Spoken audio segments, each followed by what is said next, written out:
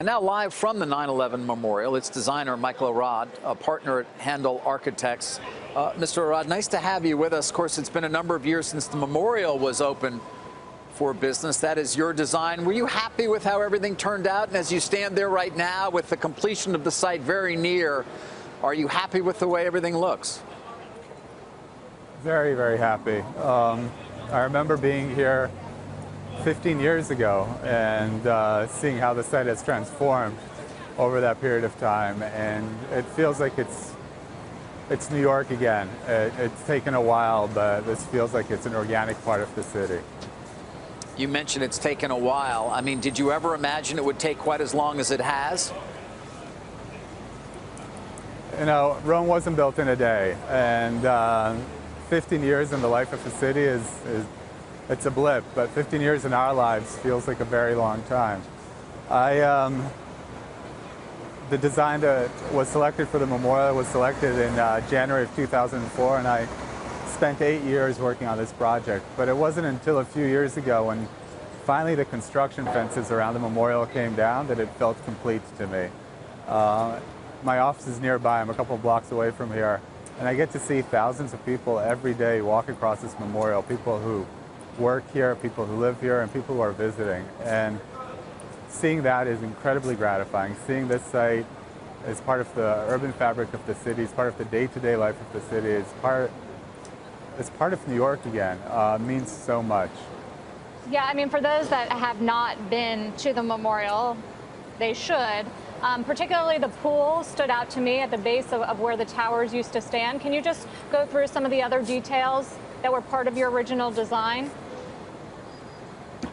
So, for those of you who can recall what the World Trade Center used to look like, it was a 16-acre superblock in the middle of the city. And the master plan really called for carving up that 16-acre into 4 discrete city blocks by bringing Greenwich Street back through the site and Fulton Street back through the site. And essentially taking half of that site, 8 acres, and dedicating it to the memorial where the 2 pools are. And those pools mark where the towers once stood. And so, if you think about it, creating an 8-acre open space in one of the most dense urban environments in the world is remarkable. Setting aside that place for the public, for memory, for New York was a remarkable decision, and it preceded my involvement in the project. And then I sent in my proposal for the memorial that should be sited on those 8 acres.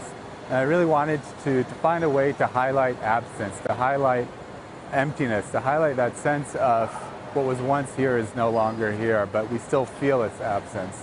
And I initially sketched ideas for a memorial in the Hudson River long before this competition, imagining the river shorn open, forming these 2 square voids.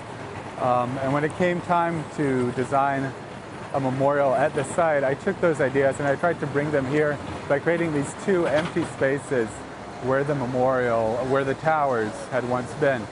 And you can see that water flowing into an abyss, but that abyss remains empty. It never fills up, despite the passage of time, despite the flow of the water. That sense of emptiness and void remains. You know, Michael, you mentioned that the memorial now sits in what is becoming again an organic part of the city. Of course, the memorial became a very popular destination as soon as it opened. Now that it is near the center of a big kind of office and retail complex, is there a risk, or have you seen any evidence that the memorial doesn't get as much attention, or is it perhaps treated and used differently than it initially was? I think it's treated differently. It has become part of the day-to-day life of New York. One of the most moving moments I had over this journey was actually giving a presentation about the memorial to a group of people who were about to move into Tower 1. And they worked for Condé Nast, they were coming from Times Square down here to be in Tower 1 behind me. And to tell them about, you know, the rebirth of this neighborhood and how meaningful it was to me to have people in these towers around the memorial working, like the people who perished here that day, people who came to work every day, who are bringing life back to this neighborhood. We're not forgetting what happened. We are living with what has happened here. And I think that's so important. And so seeing office workers on the Memorial Plaza, seeing neighborhood residents, and seeing those sort of the visitors who are here for that once-in-a-lifetime pilgrimage, the tourists from out of town, all commingling on the site together is what gives the site so much meaning and resonance in my mind. Hey CNBC fans, thanks for checking out our YouTube channel. Here you're going to find videos packed with all of the information that you need to be smarter about your finances. You can subscribe by clicking right here and click on all the videos around me or the eye right here to watch the latest from CNBC. Thanks for watching.